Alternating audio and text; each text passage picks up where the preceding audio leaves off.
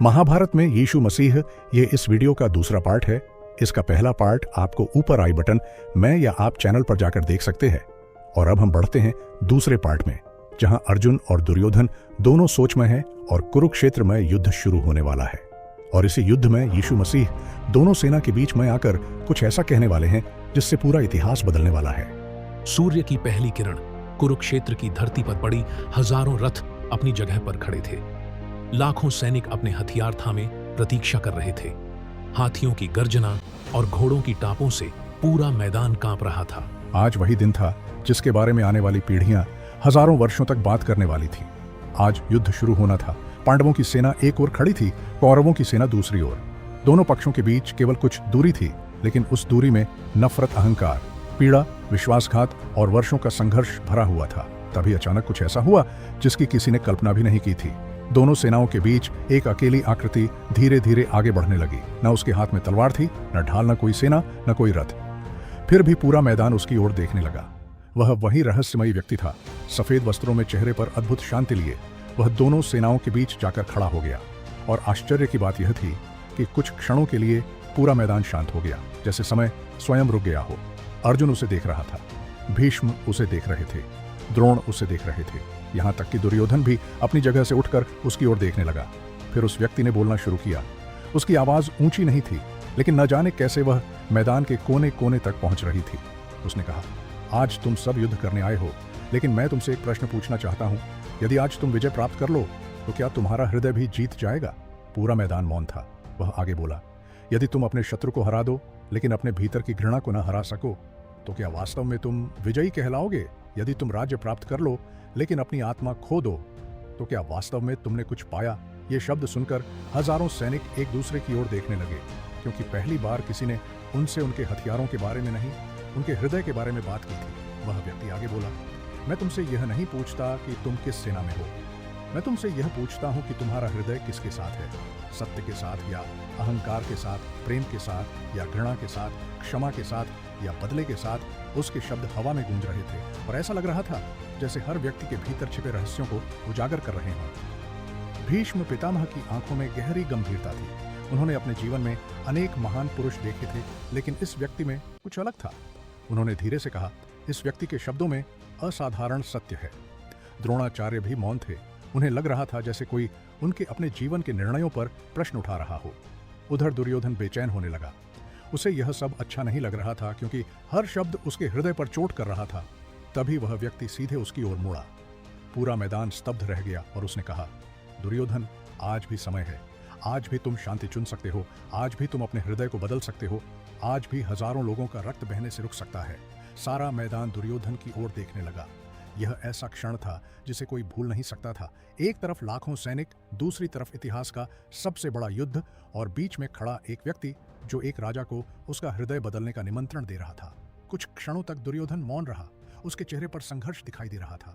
शायद पहली बार उसके भीतर दो आवाजें लड़ रही थीं। एक आवाज कह रही थी, रुक जाओ, अभी भी समय है। दूसरी आवाज कह रही थी, तुम राजा हो, पीछे मत हटो, तुम्हें हर कीमत पर जीतना है।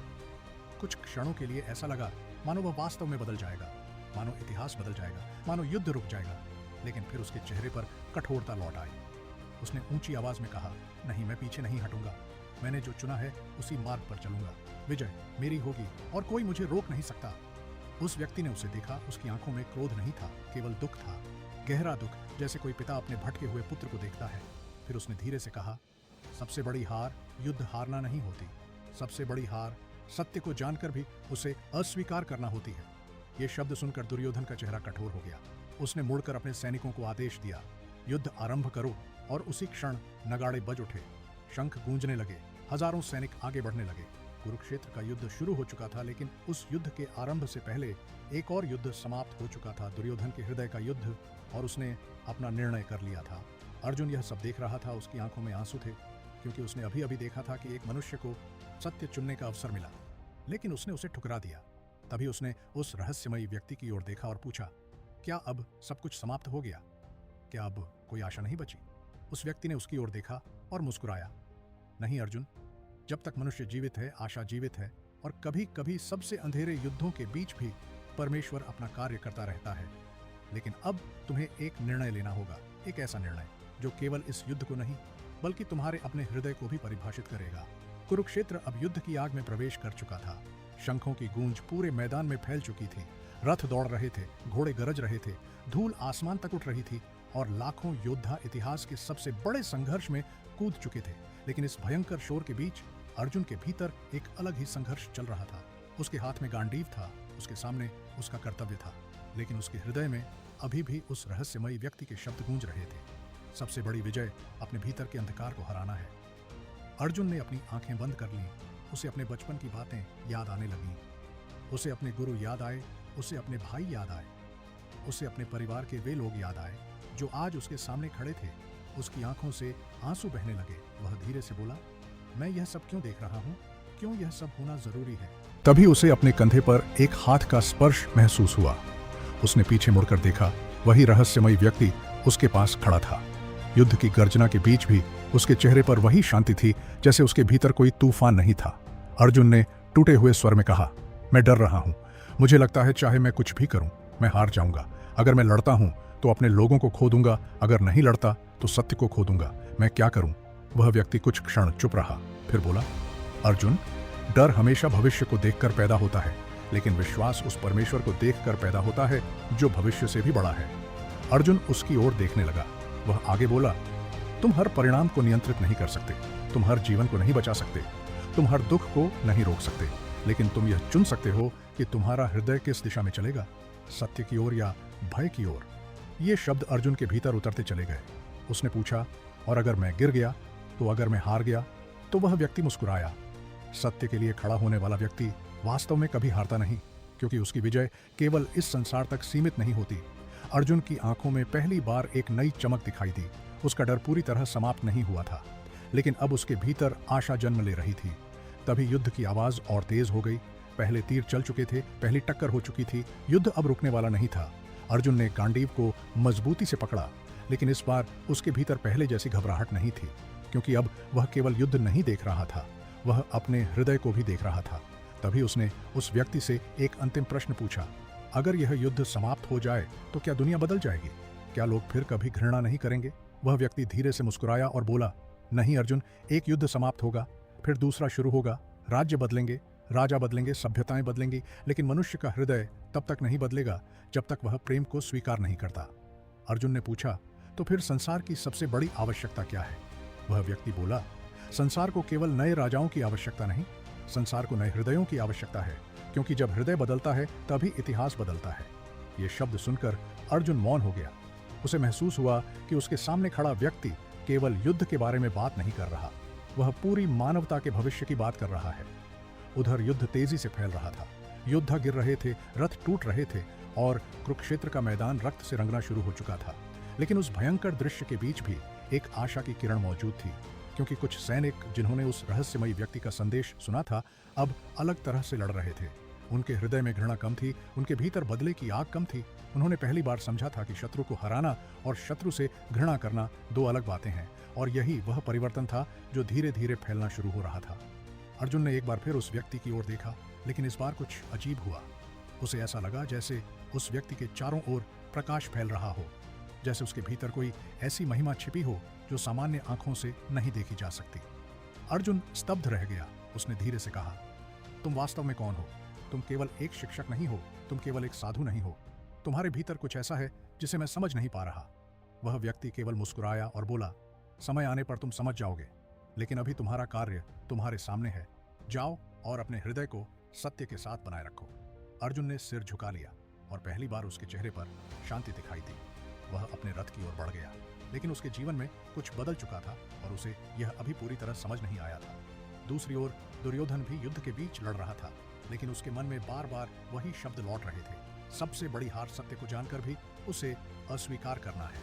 वह उन शब्दों से बच नहीं पा रहा था, और यही बात आने वाले दिनों में उसके लिए सबसे बड़ा संघर्ष बनने वाली थी, क्योंकि युद्ध अब केवल मैदान में नहीं, हृदयों में भी लड़ा जा रहा था। कुरुक्षेत्र का युद्ध अपने पहले दिन की भयानकता दिखा चुका था। सूर्य धीरे धीरे पश्चिम की ओर झुक रहा था। धूल और धुएं से भरा आकाश मानो स्वयं इस युद्ध के दुख को देख रहा था। मैदान में घायल योद्धाओं की आवाजें गूंज रही थीं।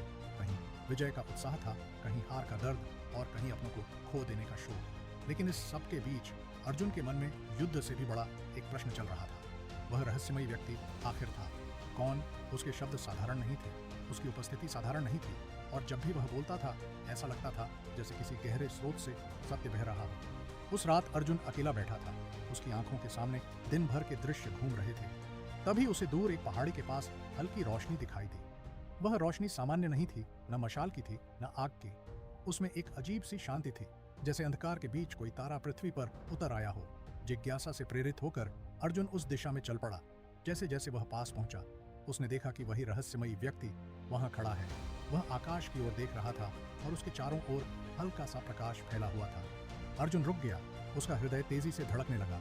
उसने पहले कभी ऐसा दृश्य नहीं देखा था। वह धीरे से बोला, तुम कौन हो? सच बताओ, तुम कौन हो? वह व्यक्ति उसकी ओर मुड़ा। उसके चेहरे पर वही करुणा थी, वही प्रेम, वही शांति। फिर उसने कहा, अर्जुन, मनुष्य अक्सर बाहरी रूप को देखता है, लेकिन परमेश्वर हृदय को देखता है। तुम अभी मेरे बारे में सब कुछ नहीं समझोगे, लेकिन इतना जान लो कि मैं उस सत्य की ओर संकेत कर रहा हूं जो समय से भी बड़ा है। जो समय से भी बड़ा है। अर्जुन उसके शब्द समझने की कोशिश कर ही रहा था कि अचानक उसे एक अद्भुत अनुभव हुआ। कुछ क्षणों के लिए ऐसा लगा जैसे उसके सामने खड़ा व्यक्ति केवल एक मनुष्य नहीं है, जैसे उसके भीतर कोई दिव्य महिमा छिपी हुई है, जैसे उसके पीछे अनंत प्रकाश का एक महासागर खड़ा हो। अर्जुन की सांस रुक सी गई। उसने अपनी आंखें मलकर फिर देखा, लेकिन अब सब कुछ सामान्य था। फिर भी वह जान चुका था कि उसने कुछ असाधारण देखा है। उसी समय दूसरी ओर भीष्म पितामह भी अपने शिविर में बैठे हुए उस व्यक्ति के बारे में सोच रहे थे। उन्होंने अपने जीवन में अनेक महान अर्षियों और राजाओं को देखा था, लेकिन इस व्यक्ति में कुछ अलग था। उन्होंने धीरे से कहा, उसके शब्दों में शक्ति है, लेकिन वह शक्ति तलवार की नहीं, सत्य की है। द्रोणाचार्य भी गहरी सोच में थे। उन्हें महसूस हो रहा था कि वह व्यक्ति लोगों को युद्ध से नहीं, उनके अपने हृदय से सामना करा रहा है, और यही बात उन्हें बेचैन कर रही थी। लेकिन सबसे अधिक संघर्ष दुर्योधन के भीतर चल रहा था। दिन भर वह युद्ध में लड़ता रहा। उसने अपने योद्धाओं को प्रेरित किया, अपने सेनापतियों को आदेश दिए, लेकिन जैसे ही वह अकेला होता उसे वही शब्द याद आने लगते। लालच कभी संतुष्ट नहीं होता। अहंकार कभी नहीं कहता कि अब पर्याप्त है। सबसे बड़ी हार सत्य को जानकर भी उसे अस्वीकार करना है। दुर्योधन ने क्रोध में अपना मुक्का दीवार पर दे मारा। वह उन शब्दों को अपने मन से निकाल देना चाहता था, लेकिन वे बार बार लौट आते थे, क्योंकि सत्य की एक विशेषता होती है।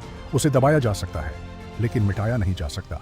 उधर अर्जुन ने फिर पूछा, अगर तुम केवल एक शिक्षक नहीं हो, तो क्या तुम किसी विशेष उद्देश्य से आए हो? वह व्यक्ति मुस्कुराया और बोला, हर युग में परमेश्वर मनुष्यों को पुकारता है, कभी भविष्यद्वक्ताओं के द्वारा, कभी सेवकों के द्वारा, कभी अपने वचन के द्वारा, और कभी ऐसे तरीकों से जिनकी लोग कल्पना भी नहीं करते। अर्जुन ने महसूस किया कि उत्तर अभी भी पूरा नहीं मिला, लेकिन उसके भीतर अब भय कम था और आश्चर्य अधिक। तभी वह व्यक्ति आगे बढ़ा और उसने कहा, अर्जुन, याद रखो, युद्ध की सबसे बड़ी कहानी यह नहीं होगी कि कौन जीता और कौन हारा। सबसे बड़ी कहानी यह होगी कि किसने अपने हृदय में सत्य को स्थान दिया, क्योंकि राज्य उठते हैं और गिर जाते हैं, साम्राज्य बनते हैं और मिट जाते हैं, लेकिन सत्य सदा बना रहता है। ये शब्द अर्जुन के भीतर गूंजने लगे। उसे महसूस हुआ कि यह युद्ध केवल इतिहास का हिस्सा नहीं, एक शिक्षा है, एक दर्पण है, जो हर युग के मनुष्य को उसका अपना हृदय दिखाता है। और तभी अचानक दूर से युद्ध का संकेत देने वाला शंख फिर बज उठा। नए दिन की शुरुआत होने वाली थी और साथ ही युद्ध का दूसरा चरण भी। लेकिन अर्जुन को अब यह आभास होने लगा था कि इस रहस्यमयी व्यक्ति का उद्देश्य केवल युद्ध के बारे में बोलना नहीं, बल्कि कुछ ऐसा प्रकट करना है जो पूरे मानव इतिहास से जुड़ा हुआ है। कुरुक्षेत्र का युद्ध अब अपने सबसे भयानक रूप में पहुंच चुका था। हर दिन हजारों योद्धा गिर रहे थे। धरती रक्त से भीग चुकी थी और आकाश मानो मानवता के दर्द को देख रहा था। लेकिन इस युद्ध के बीच एक और संघर्ष चल रहा था, सत्य और अहंकार का संघर्ष। अर्जुन अब पहले जैसा नहीं रहा था। उसके भीतर एक नई समझ जन्म ले चुकी थी। उसे महसूस होने लगा था कि उसके सामने खड़ा रहस्यमयी व्यक्ति केवल एक शिक्षक नहीं था। उसकी बातें केवल युद्ध के बारे में नहीं थीं, वे पूरे मानव इतिहास के बारे में थीं। उधर दुर्योधन का हृदय और कठोर होता जा रहा था। हर बार जब वह उस व्यक्ति के शब्द याद करता, उसके भीतर बेचैनी बढ़ जाती। लेकिन सत्य को स्वीकार करने के बजाय उसने अपने हृदय को और बंद कर लिया, क्योंकि कभी कभी मनुष्य सत्य को नहीं इसलिए अस्वीकार करता कि वह गलत है, बल्कि इसलिए कि वह उसके अहंकार को चुनौती देता है। एक रात युद्ध के बीच अर्जुन फिर उस व्यक्ति के पास पहुंचा। उसने कहा, अब मैं समझ रहा हूं कि तुम केवल इस युद्ध की बात नहीं कर रहे, तुम पूरी मानवता की बात कर रहे हो। तुम कौन हो? तब पहली बार उस व्यक्ति ने अर्जुन की आंखों में देखते हुए कहा, अर्जुन, हर युग में मनुष्य बाहरी शत्रुओं से लड़ता है, लेकिन उसका सबसे बड़ा शत्रु उसके अपने भीतर होता है। अहंकार, लालच, घृणा और पाप। यदि इन्हें न जीता जाए तो कोई भी विजय स्थायी नहीं होती। अर्जुन ने पूछा, तो संसार की सबसे बड़ी आवश्यकता क्या है? एक महान राजा, एक शक्तिशाली सेना या एक नया राज्य? वह व्यक्ति बोला, नहीं, संसार की सबसे बड़ी आवश्यकता है बदला हुआ हृदय। क्योंकि जब हृदय बदलता है तब परिवार बदलते हैं, समाज बदलता है, राष्ट्र बदलते हैं और इतिहास बदलता है। उसी क्षण अर्जुन को ऐसा लगा जैसे उसके सामने खड़ा व्यक्ति प्रकाश से भर गया हो। कुछ क्षणों के लिए उसे एक अद्भुत दर्शन हुआ, जैसे उसके सामने खड़ा यह व्यक्ति केवल पृथ्वी का नहीं, स्वर्ग का भी हो।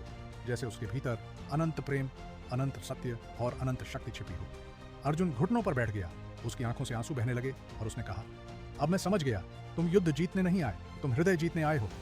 उस व्यक्ति ने मुस्कुराकर कहा, यही सबसे बड़ी विजय है। युद्ध चलता रहा, इतिहास अपने मार्ग पर बढ़ता रहा, योद्धा गिरते रहे, राज्य बदलते रहे, लेकिन उस रहस्यमयी व्यक्ति के शब्द लोगों के हृदय में जीवित रहे। दुर्योधन ने सत्य सुना, लेकिन उसे अस्वीकार कर दिया और यही उसकी सबसे बड़ी हार बनी। भीष्म ने सत्य को पहचाना, द्रोण ने उसे महसूस किया, अर्जुन ने उसे अपने हृदय में स्थान दिया और वहीं से उसकी सबसे बड़ी विजय शुरू हुई। अब अंतिम प्रश्न का समय आ चुका था। अगर वास्तव में यीशु महाभारत के समय भारत में होते, या कौरवों का उत्तर शायद बहुत से लोगों को आश्चर्यचकित करे। वे किसी पक्ष की अंधी विजय के लिए नहीं आते, वे सत्य के पक्ष में खड़े होते, वे न्याय के पक्ष में खड़े होते, वे प्रेम के पक्ष में खड़े होते। वे पांडवों से भी कहते कि अपने हृदय को घृणा से बचाओ, और वे दुर्योधन से भी कहते कि अभी भी समय है लौट आने का। वे युद्ध को महिमा मंडित नहीं करते, लेकिन वे सत्य को भी छोड़ते नहीं। वे क्षमा की शिक्षा देते, लेकिन अन्याय को सही नहीं ठहराते। वे प्रेम की बात करते, लेकिन कायरता की नहीं।